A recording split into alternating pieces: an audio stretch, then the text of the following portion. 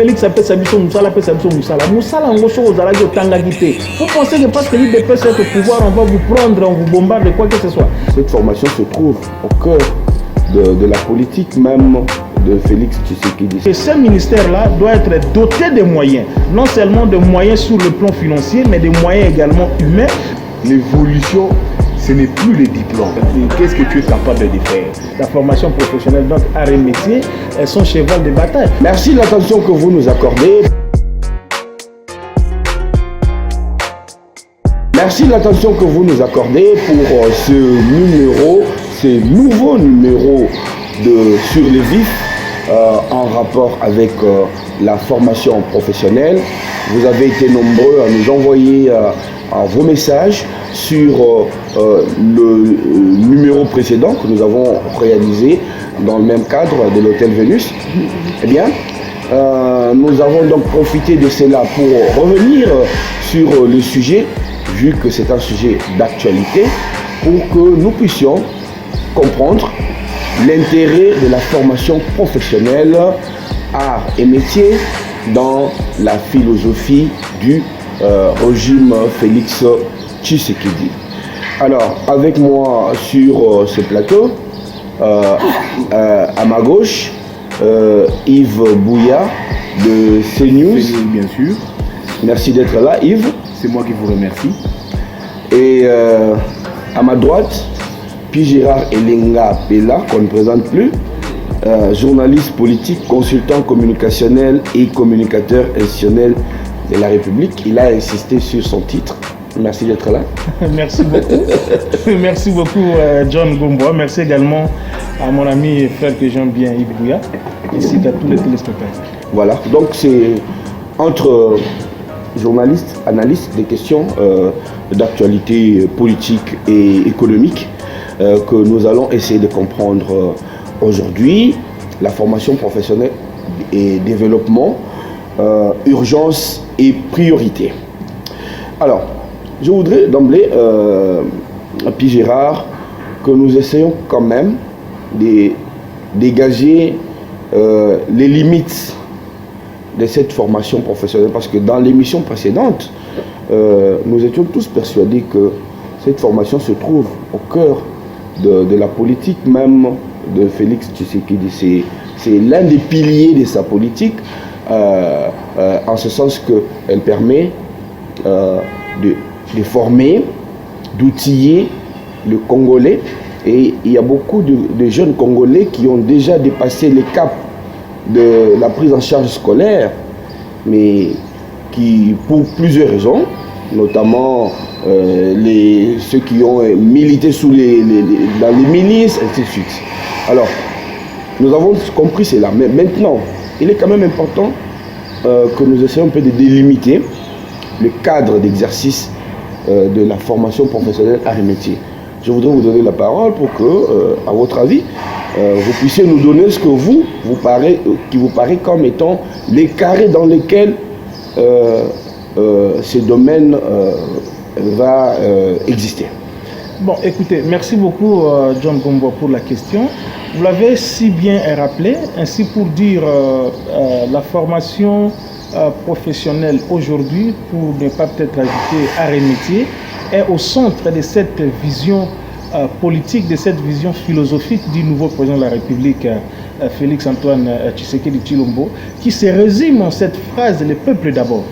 Alors, qui dit peuple d'abord voudrait tout simplement dire qu'au-delà de tout ce qui peut être fait comme action politique, dans le sens du développement de l'homme congolais pour ainsi dire, c'est cet homme congolais justement qui doit être au centre de tout.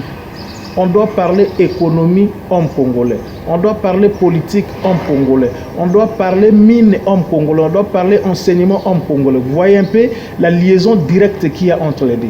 Maintenant, si nous revenons, vous avez parlé des limites, donc mieux des contours par rapport à la formation professionnelle, qui du reste est aujourd'hui, parce que je vais rentrer un tout petit peu sur le plan politique, la résultante de cette coalition gouvernementale.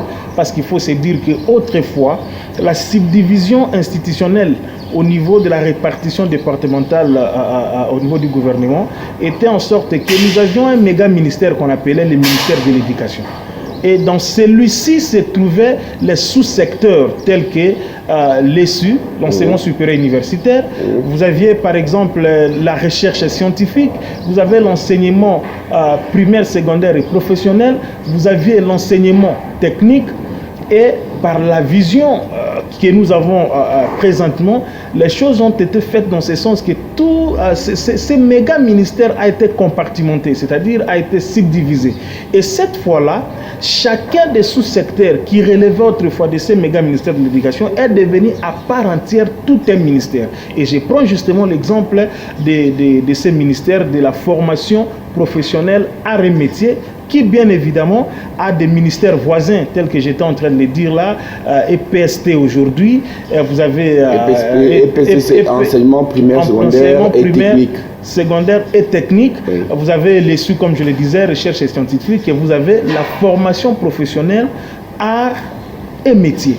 Alors, sur ce point-là, il faudrait peut-être le rappeler aussi sur le plan d'âge. Vous savez, la professionnalisation humaine est une œuvre qui ne se cerne pas partant d'un âge X vers un âge Y.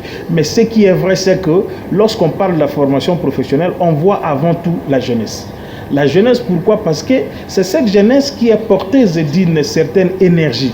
Et vous savez, on présente le Congo comme un pays des intellectuels, ça c'est vrai, mais il faut dire que sur le plan des statistiques, la jeunesse par rapport aux statistiques que nous avons, c'est souvent, c'est cette jeunesse-là qui, je crois, c'est dans de 35 à 40% par rapport à l'éducation. Oui. Vous voyez, ça pose des problèmes. Or, lorsque nous parlons d'éducation ici, le plus souvent, le commun des mortels voyait aller à l'école primaire, maintenant on parle de la 7e et 8e, aller à l'école secondaire, obtenir son diplôme d'État, et tous nous voulons aller à l'université.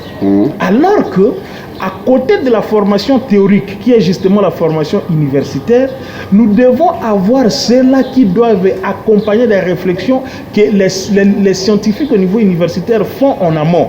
C'est-à-dire quoi? Aujourd'hui, par exemple, nous sommes ici dans ce beau cadre de l'hôtel Venise. Je pense que ça ne va pas nous créer des problèmes. Non, pas du tout. Parce que notre émission est payée. Nous avons ces belles chaises. Hein. Si vous les regardez, c'est vraiment quelqu'un qui a eu à mettre son intelligence pour fabriquer la table. Vous voyez un peu. Ça, nous pouvons soulever. Vous voyez ça. Il y a de... En lingala, je ne sais pas en français, ça me fouille un peu là. Vous voyez un peu la beauté là. Alors, tout le monde peut ne pas aller à l'université.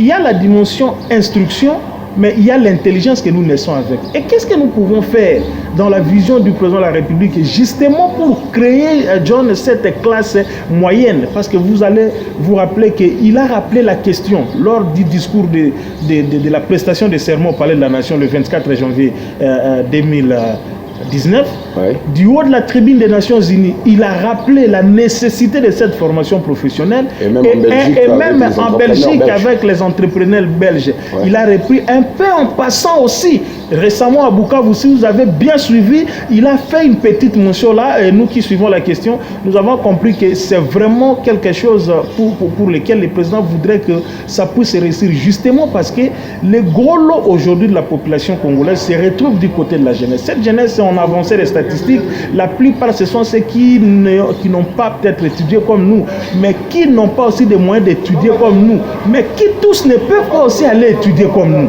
Alors justement, sur ce point-là, on doit avoir des bons charpentiers, on doit avoir des bons menuisiers, on doit avoir des bons cordonniers, on doit avoir des bons soudeurs, on doit avoir de tout ce monde-là, ils doivent passer par ce que nous appelons la formation professionnelle. Excusez-moi, en passant peut-être, on doit rappeler à ceux qui nous suivent que ce ministère est aujourd'hui chapeauté par Excellence John Tumba, qui est le ministre des tutelles et puis secondé par Germain Kambinga. Donc je crois que ce sont eux qui portent aujourd'hui cette lourde responsabilité. Et sur le plan de la répartition des responsabilités, c'est parce que nous sommes encore à ce stade, on doit comprendre que ce ministère-là doit être doté de moyens, non seulement de moyens sur le plan financier, mais des moyens également humains, des moyens structurels, c'est-à-dire des structures qu'il faut. Nous avons par exemple l'UNPP, nous allons venir là parce que nous avons prévu justement notre mission étant formation professionnelle et développement. Nous devons établir le lien entre la formation professionnelle et le développement. Justement. Et puis, à partir de ce moment-là, dégager les urgences et les priorités. Je crois que ce que vous évoquez là rentrera certainement dans les cadres des urgences et priorités en ce qui concerne ce ministère. Mais je voudrais me tourner vers Yves. Peut-être sa lecture, lui, du contour de la formation professionnelle dans le contexte qui est le nôtre. Non, d'abord, vous savez, l'initiative du président de la République sur la formation professionnelle est une très bonne initiative. D'autant plus que, vous savez, la plupart de cette jeunesse congolaise est une jeunesse, il faut le dire, s'il faut l'identifier, c'est une jeunesse dont la majeure partie, les parents n'ont pas assez de moyens pour envoyer leurs enfants, ces jeunes, pour apprendre. Et si vous suivez de près la configuration de la population congolaise aujourd'hui, elle est à 80, à 70% dominée par la jeunesse. Mais quand il faut scripter, vous voyez que tous ces jeunes sont à la recherche d'un métier. Ils sont tous à la recherche d'un métier. Et à la recherche d'un métier de manière informelle. Vous voyez? Pourquoi? Parce que l'État aujourd'hui ne donne pas assez de moyens, assez de privilèges à sa population, à la jeunesse, d'être embauché quelque part. Alors moi, quand je vois ces jeunes qui se réveillent chaque matin, je vois ces petits ici, des fois qui quittent Njili, qui quittent Kingasali, Kanluka, c'est chaque matin avec des cordes, avec un petit bois, avec une petite brosse, une boîte avec pour cirer. Ils sont là en train de chercher. C'est déjà une formation, c'est déjà un apprentissage. Ouais. Mais maintenant, il faudrait canaliser cela. Il faudrait orienter, il faudrait amplifier, il faudrait bien habiller ces jeunes-là qui eux-mêmes se sont donné de l'emploi dans l'informel. Ils se sont donné de l'emploi dans l'informel. Comment y faire? Moi, quand j'ai vu le gouvernement Sylvestre Ilunga doté d'un ministère de la formation professionnelle, j'ai toujours remarqué ça, c'est dans tous les ministères. Il y en a toujours une ces ministères de la formation professionnelle. Mais le gouvernement n'a jamais attiré attention pour ces ministères. Les gouvernements, même tous les premiers ministres qui passent avec leur gouvernement, ils sont toujours focalisés ailleurs. Maintenant, comme nous avons une population congolaise qui est en accroissement et qui se dote d'elle-même, cette population, d'un emploi, c'est maintenant le temps aujourd'hui, le temps venu, comme on a un président qui aujourd'hui veut faire de la formation professionnelle sur le chemin de bataille, de trouver des voies et moyens. Comment est-ce que ces jeunes qui sont dans l'apprentissage informel puissent entrer dans la vie active, sous l'encadrement s'il faut le dire, sous tutelle du gouvernement. Donc c'est comme puis Gérard l'a dit ici, il ne faudrait pas que les discours du président de la République ne soient que des discours annonceurs, des discours pour plaire à l'opinion, des discours pour faire voir aux gens que moi je veux la formation professionnelle, mais il doit réaliser cela, il doit matérialiser cela, comme lui a voulu dans son gouvernement, un ministère de la formation professionnelle. Comme par là où il passe, il ne cesse de le dire. Je l'ai suivi en marge du 74e sommet du sommet des Nations Unies, le dire qu'il voudrait aujourd'hui faire de la formation professionnelle un levier, s'il faut dire, du développement du pays. C'est très nécessaire et c'est très important. Quand il dit, quand vous allez sous d'autres cieux, aujourd'hui, l'évolution, ce n'est plus les diplômes. C'est juste, le monde fonctionne aujourd'hui à la manière anglaise. Tu viens, tu te présentes quelque part, on te dit, puis Gérard, John, prouve-nous de quoi qu'est-ce que tu es capable de faire. Non, moi je suis mécanicien. Tu es mécanicien, démonte-nous un moteur. Il te démonte un moteur. La plupart de ces gens-là, si tu suis de près, ils sont pas passés dans les universités les plus souvent. Les plus souvent, c'est un apprentissage qu'ils ont appris auprès des tiers. Maintenant, c'est au gouvernement maintenant de capitaliser, d'identifier cela, de mettre des voies et moyens. Alors, comme le président le veut, on ne veut pas qu'aujourd'hui ces propos sur l'enseignement professionnel restent des propos creux et vides. Oui, je voudrais surtout que vous puissiez nous... Parce que vous l'avez peut-être évoqué, mais systématiquement, est-ce que cette formation professionnelle peut amener vers le développement du pays? En quoi faisant? Non, c'est ça que j'ai dit. Oui. C'est la responsabilité au gouvernement. D'abord, la plus grande responsabilité revient au président de la République. Parce que si vous scrutez de près tous les speeches du président, il est dans cette logique. Il y tient formellement. Il y tient formellement sur cette formation professionnelle.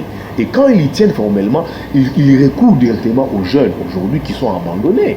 Vous savez, aujourd'hui, quand il faut aller trouver un emploi, on te dit non, il faut 10 ans d'expérience, 15 ans d'expérience. Mais dites-nous ici, ce qui, il faut une personne, il faut 15 ans, 10 ans d'expérience. Mais les gens n'auront pas de l'emploi. Ce sont déjà des portes fermées pour ces jeunes. Ces jeunes maintenant doivent être orientés dans la formation professionnelle. Ils doivent être orientés. L'ego doit venir du président.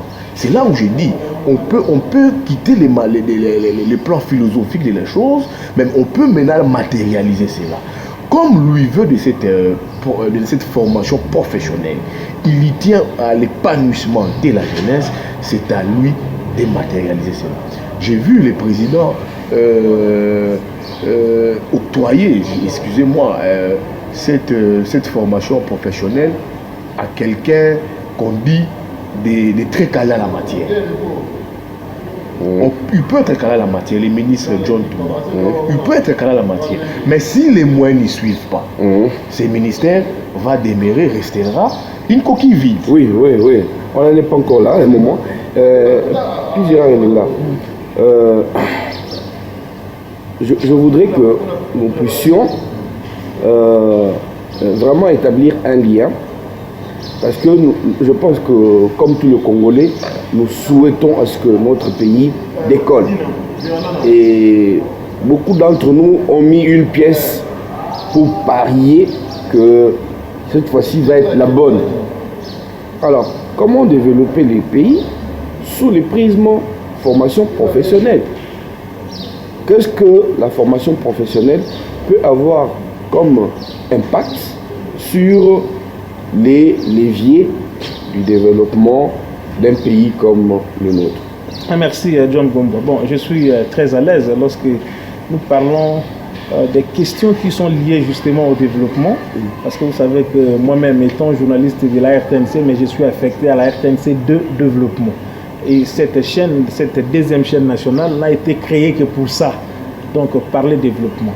En fait, il y a un lien établi clair d'ailleurs entre la formation professionnelle et le développement. Si jamais on y arrivait, on atteint les objectifs. Vous savez, lorsque le président a fait son tour extérieur là, lorsqu'il a été dans son balai diplomatique là, il n'a cessé de vanter le Congo, de vendre l'image du Congo. Et si les résultats sont là, qu'est-ce que nous allons nous attendre? Nous allons nous attendre à la venue des investisseurs dans notre pays.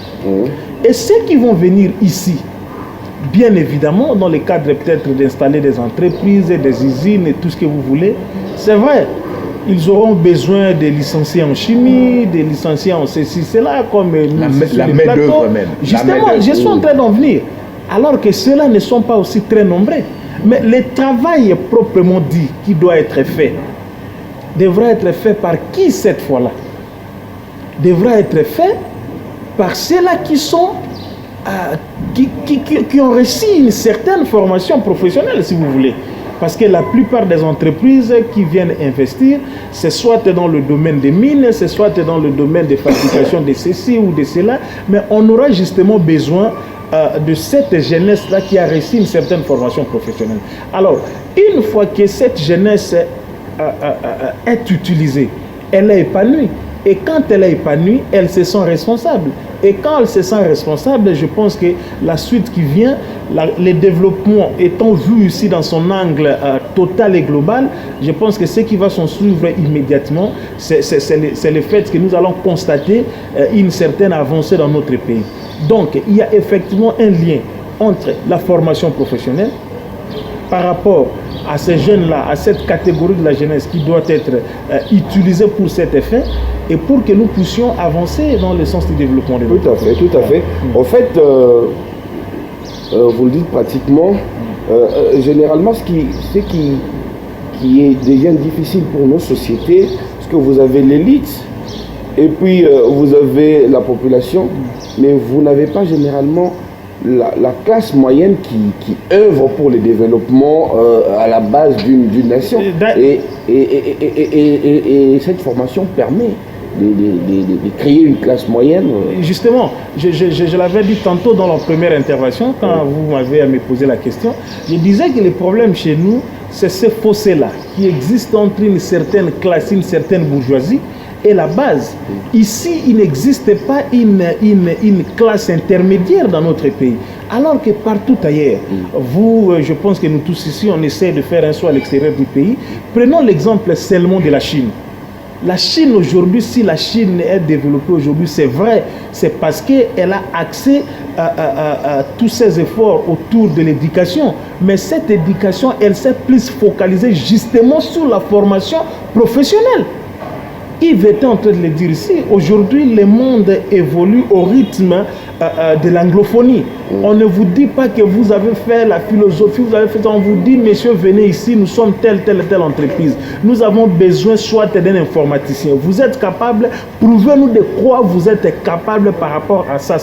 Voilà un peu sur le plan général aussi, là où j'ouvre un peu rapidement une petite parenthèse pour la refermer, c'est que notre système éducatif congolais aujourd'hui, axé sur le modèle belge qu'on nous a laissé depuis 60 jusqu'à aujourd'hui, doit de fond en comble subir systématiquement une réforme. Il est élitiste. Parce que quelqu'un ne trouve de la valeur qu'en bout d'une formation académique, c'est-à-dire qu'on devient étude quand on est soit gradué ou licencié ou docteur. Universitaire, bref. Oui. Mais on ignore qu'avant d'arriver à ce niveau, il y a énormément de métiers. Non, mais écoutez, John, je vais même vous faire réfléchir. Je pense que cette façon de voir les choses doit être revue aujourd'hui. C'est là où j'ai compris aussi les soucis de Tshisekedi, par exemple, d'en faire de ces secteurs, de ces secteurs particuliers de notre vie nationale, la formation professionnelle, donc art et métier, son cheval de bataille. Lui-même, il vient d'un parti politique de masse. Vous savez ce qu'on appelle aujourd'hui les combattants. La plupart, excusez-moi, ils vont me suivre, ce ne sont pas des gens qui ont vraiment un certain niveau. Et quand ils réclament là que Félix appelle Sabiso Moussala,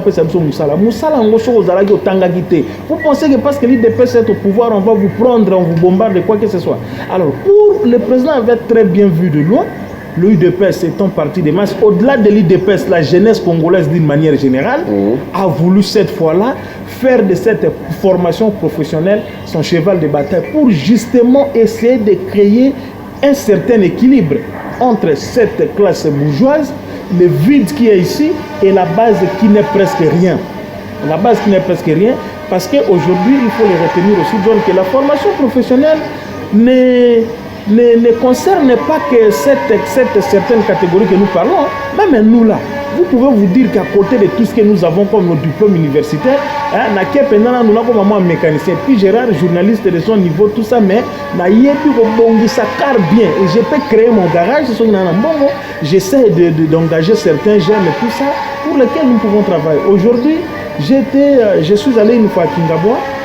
L'honorable, c'est pas bon, c'est un bon exemple que je peux donner sur l'honorable Jekoko par exemple, que tout le monde connaît.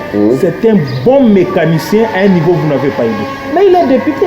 Mais quand il rentre dans sa salopette, là, il met à réparer des véhicules, vous ne pouvez pas avoir de. Donc, on espère que, comme Bouya le disait, John Toumba, qui est quelqu'un qui a évolué aux côtés, qui fait de la jeunesse un peu. Vraiment ses rêves de tous les jours, il est à la tête de ces ministères. Bon, on espère bien que ces genres de gens, de personnes, de politiques qui intériorisent la vision du chef de l'État pourront cette fois-là transformer cela, matérialiser cela, pourvu que nous allions dans un développement tant attendu, parce qu'aujourd'hui, le développement de notre pays, la RDC, aux dimensions continentales, aux réalités actuelles, ne peut passer John Gombouaké par la formation professionnelle. À ce que je sache, je crois que si cette formation professionnelle est bien tenue, nous pouvons espérer à la création de cette classe moyenne qui, cette fois-là, va tenir l'économie et le développement du pays. Bien. Alors, qu'est-ce qu'il faut faire maintenant, Yves Bouya? Je vous ai interrompu tout à l'heure. Vous avez parlé de moyens. Le ministère ne devait pas être une coquille vide. Alors, qu'est-ce qu'il faut? Bon, au-delà des moyens, je sais que ça, en ce qui concerne, c'est de la responsabilité du Premier ministre, du Président de la République, de pouvoir. Mais qu'est-ce qui est urgent, qu'est-ce qui est nécessaire ou important à faire pour donner de la valeur, de l'utilité? Parce que ces ministères, en fait, je ne peux pas dire que c'est une nouveauté en tant que telle, parce qu'il y a déjà eu au moins 2 ministres, si je ne me trompe pas, les ministres Nengwanga et les ministres Oueka, qui ont précédé John Tumba. Donc, le ministère a existé, mais on peut dire que c'était l'enfant pauvre de la maison gouvernement. Alors, aujourd'hui, qu'est-ce qu'il faut pour donner de la valeur, selon vous, à ces ministères qui se trouvent en fait au cœur de la politique du nouveau régime? Non, avant de répondre à votre question, j'ouvre une petite parenthèse là. Vous aviez évoqué un aspect très important ici, quand vous aviez tenté pallier à l'enseignement, le développement, à la profession, à la préparation. Oui, les liens entre la formation professionnelle et le développement. C'est très important. Vous savez, nous sommes dans un pays en construction. Oui. Tous ceux qui travaillent ici, il faut faire la ronde des chantiers ici, la plupart des gens qui travaillent. D'ailleurs, je demanderai aux réalisateurs de prendre juste à côté d'ici. Il y a un chantier, donc on travaille pratiquement. Si vous observez bien, c'est la main-d'œuvre extérieure. On travaille pratiquement dans un chantier. Oui, si vous observez bien, si vous faites la ronde de certains chantiers, c'est la main-d'œuvre extérieure. Donc, une entreprise, soit en construction dans les marchés, et fait venir une main-d'œuvre extérieure, des expatriés. Mais pourquoi pas prendre nos jeunes gens ici, nos jeunes charpentiers, nos jeunes plombiers, nos jeunes maçons, nos jeunes menuisiers. C'est déplorable. C'est de la main-d'œuvre extérieure. Un pays ne se construit pas comme ça. Un pays doit se construire avec la main-d'œuvre, la main-d'œuvre intérieure. Donc ce sont des jeunes. Vous gagnez un marché, les jeunes nous accompagnent. Ça, c'est très important. Maintenant, l'avantage, vous allez poser encore une autre question pour répondre à votre question. Il y a aujourd'hui des ministres qui sont passés. Le ministère de la formation professionnelle a toujours donné l'image d'un parent pauvre. Maintenant, la chance du ministre John Tumba est que son chef, le président de la République, incarne cette vision. Il veut sortir la jeunesse congolaise du gouffre de la pauvreté. Il dit, j'ai la vision. Maintenant, c'est les moyens qui doivent suivre. Après les moyens, c'est un état des lieux sérieux qui doit être fait. Un état des lieux sérieux qui doit être élaboré. Peut-être ça peut se passer par des forums, des débats, des discussions. Ce n'est pas un secret, il est probable qu'il y ait un forum sur la formation professionnelle. Oui. Les ministres du tutelle convient tous ces jeunes. Les jeunes, si petit charpentier, mécanicien. Quand tu fais les tours de nos quartiers ici, mais nos quartiers ici, comment plus une jeunes dans le garage. Donc c'est pour dire quoi? Bissou Congolais, nous les Congolais, nous sommes la capacité de remonter Moutouka. De reconstruire Moutouka. Tu vois un véhicule, des marques japonaises. Mais au moins un Congolais Les gars, on a des briardise, mais à débloquer le véhicule. Mais maintenant, c'est du génie. Il faut que tout cela soit homologué, validé. Un suivi. Parce que on le disait avec les amis l'autre fois, il faut homologuer, c'est-à-dire quelqu'un qui fait les fameux garages d'Engili, par exemple, où on monte des véhicules, il a un savoir-faire. Mais il faut que ce savoir-faire-là soit homologué de manière à ce que il lui soit reconnu même en dehors du pays. En dehors du pays. Il peut utiliser son diplôme pour montrer, voilà, oui, voici ma compétence. Voici ma compétence. Et c'est en cela aussi que ce ministère devient utile, parce que non seulement il encadre, mais il homologue aussi. C'est lui qui dit que tel vaut, ainsi de suite. Oui, alors, vous l'aviez dit, donc il faut un suivi. Il faut, comme vous aviez dit, vous avez dit ici qu'il y aura un grand forum. Moi, j'ai suggéré à ce que ces forums-là réunissent tous ces jeunes-là qui sont dans l'informel, qui puissent venir apprendre. S'il y a possibilité, apprendre davantage, passer par des formations. C'est aussi un vœu. Là, moi, je me dis personnellement, le ministère, c'est bien dit, ministère de la formation professionnelle. Nous avons ici une entreprise qui est l'INPP, qui est toute chargée de s'occuper de cette formation professionnelle-là. Nous avons un gouvernement éléphantesque. Nous voyons comment est-ce qu'il y a un empiètement entre les ministères. C'est simple. Comme il y a un ministère de la formation professionnelle, s'il n'y a pas de débat, qu'on ramène ces ministères des droits à la formation professionnelle pour permettre au ministre de faire ce suivi, mais pour permettre au gouvernement, au Premier ministre, même au Président de la République, de faire le suivi de sa vision. C'est très important. Donc, au-delà de tout ce que nous pouvons dire, il faut qu'il ait des moyens, il faut qu'il ait un suivi. Je sais, comme vous avez parlé d'un premier forum, il faut que ces forums existent, soient là. Les rapports, les conclusions de ces forums soient remis à qui des droits. Quand je parle à qui des droits, d'abord au Président de la République, c'est lui qui incarne cette vision, et puis aux membres du gouvernement, pour que cela soit scrupuleusement respecté et suivi à la lettre. Dès là, nous ferons œuvre utile pour sortir nos jeunes de l'apprentissage qui sont de l'informel, pour qu'ils soient utiles dans la société. Plusieurs Elenga, qu'est-ce qu'il faut aujourd'hui comme acte à poser en urgence pour donner du contenu, de la valeur à cette formation professionnelle? Oui, merci John pour la question. Je voulais paraphraser au début là un tout petit peu Yves Bouya, qui à mon avis, je crois qu'il devrait plutôt avoir une vision globale de la chose. C'est vrai, nous sommes à Kinshasa, mais la République démocratique du Congo, John, c'est 26 provinces.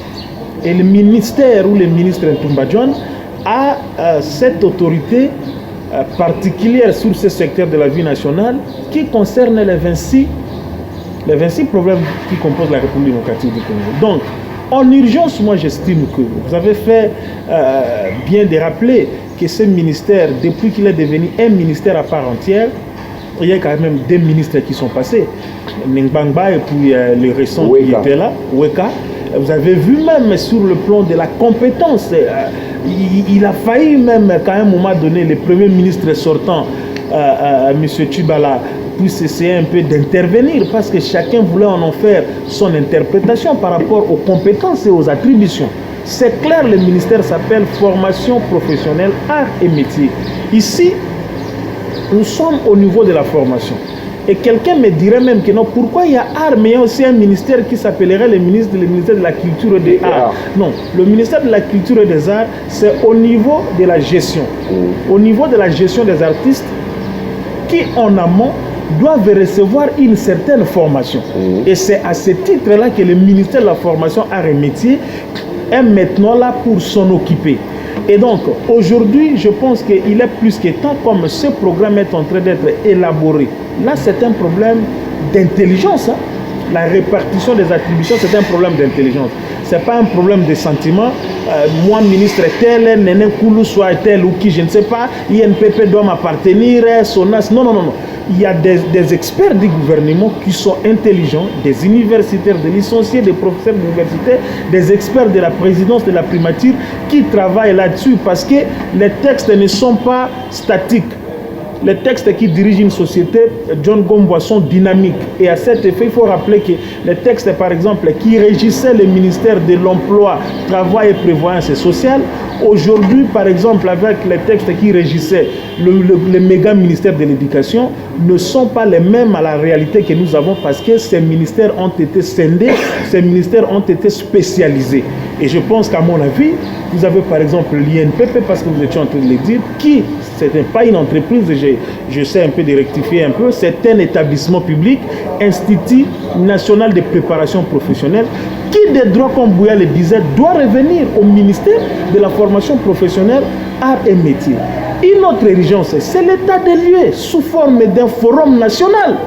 Un forum national autour de la formation professionnelle arts et métiers. On convoque les représentants de toutes les 26 provinces. Ici à Kinshasa, on prend les intellectuels des différentes catégories scientifiques, on essaie d'évaluer, de voir, de faire l'état des lieux, de regarder le présent, de projeter l'avenir sur ce qu'on doit immédiatement faire. Parce que le programme gouvernemental s'inscrit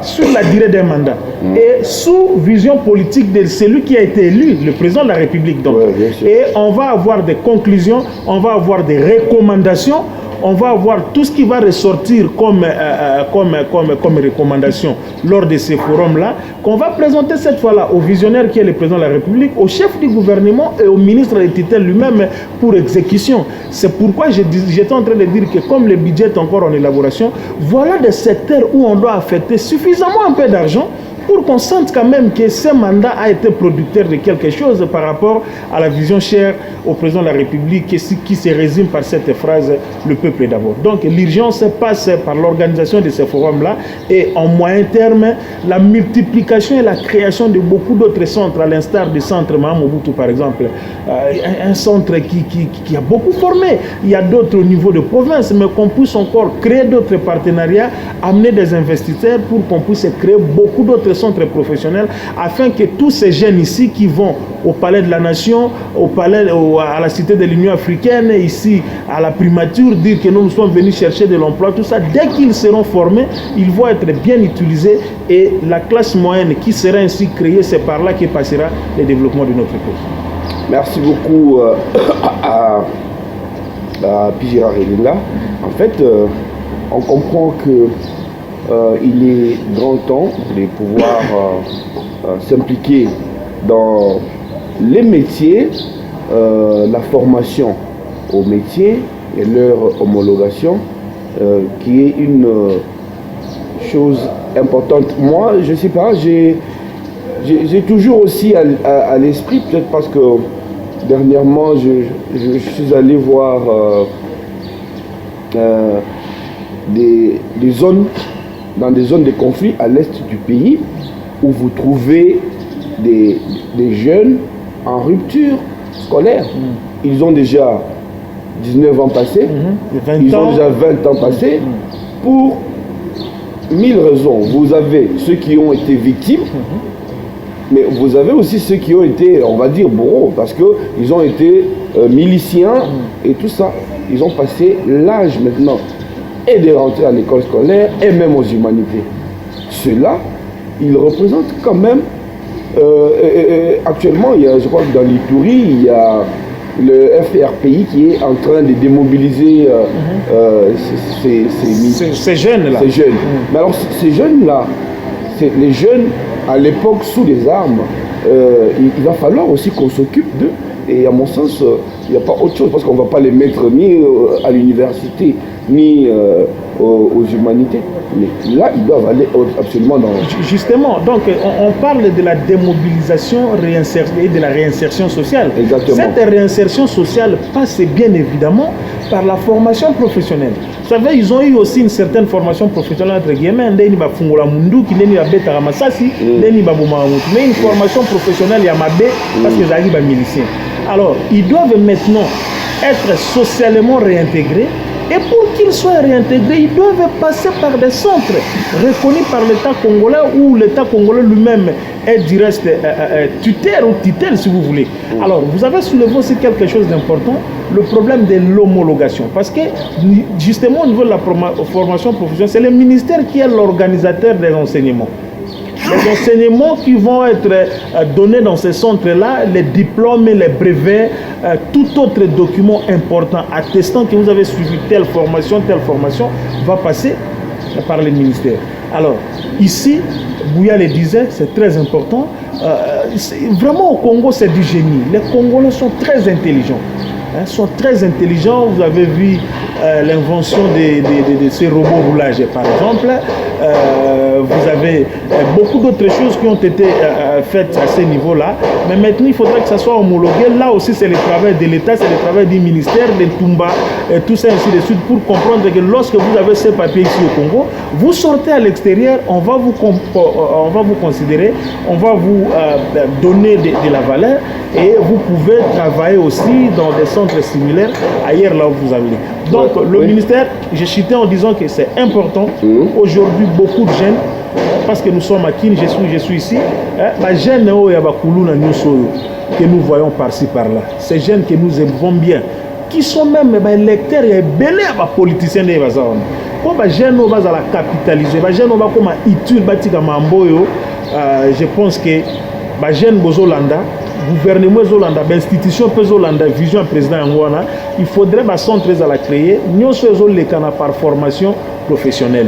Netiba INPP, Babilo Moussoupe Belé à la créer pourvu que vous allez utiliser Botika au Kendero, Salaga Bakuluna, Mamsou Zangitina, tout simplement parce que ces jeunes-là sont aussi là, ils ne savent quoi faire, ils n'ont rien fait, ils sont comme ça dans la société. Ils se réveillent le matin, alors que s'il avait un petit métier qu'il avait appris, une formation qu'il avait reçue, il peut utiliser celle-ci pour une bonne fin et je pense que les choses vont bien aller. Oui, on va peut-être terminer aujourd'hui. J'espère que nous pourrons continuer les débats aussi longtemps que cela sera nécessaire sur la question de la loi. Il n'y a pas encore une réglementation en ce qui concerne la formation professionnelle.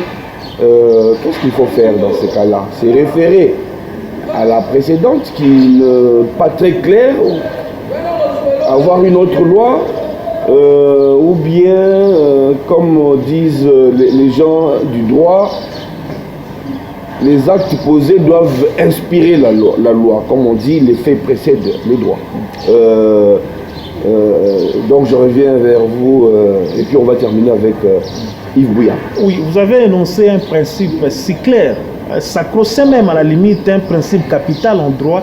Les faits précèdent la loi ou bien les lois. C'est-à-dire quoi? Il y a d'abord un phénomène sociologique qui doit naître, qu'on doit constater.